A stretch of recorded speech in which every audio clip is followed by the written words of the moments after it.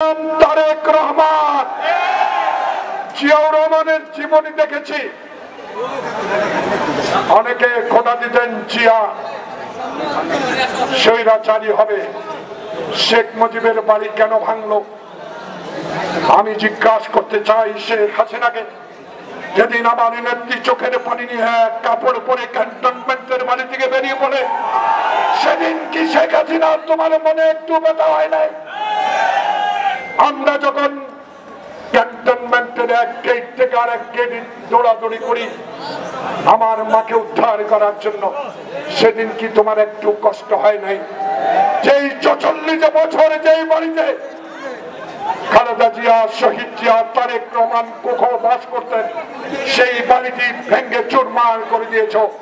এখন কেন এত তলে তলে ব্যথা তোমার বাপের বাড়ি ভাঙ্গার গেল?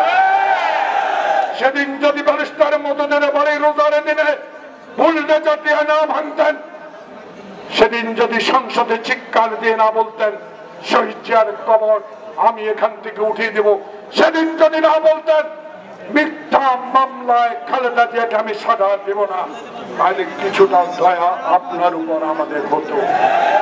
আর দয়া করতে চাই না।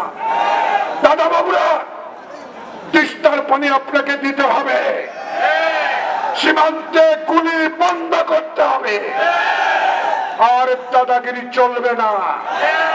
এবারে জেগেছে ডক্টর ইউনূস, আপনাকে কথা দিতে পারি বাংলাদেশের লক্ষ লক্ষ যুবক তারেক রহমানের নির্দেশে আপনার জন্য দাঁড়াবে।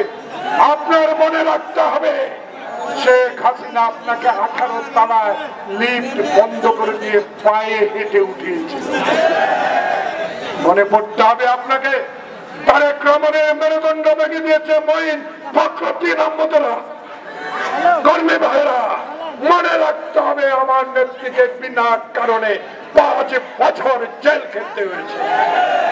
দুঃখ আমাদেরও আছে, বাড়ি ভাঙ্গা নিয়ে এত দুঃখ করার কোন দরকার নাই। আগে 16 বছরে গরিব বাংলাদেশের লুটের টাকা এই সরকার না পারলো, ইনশাল্লাহ জনগণের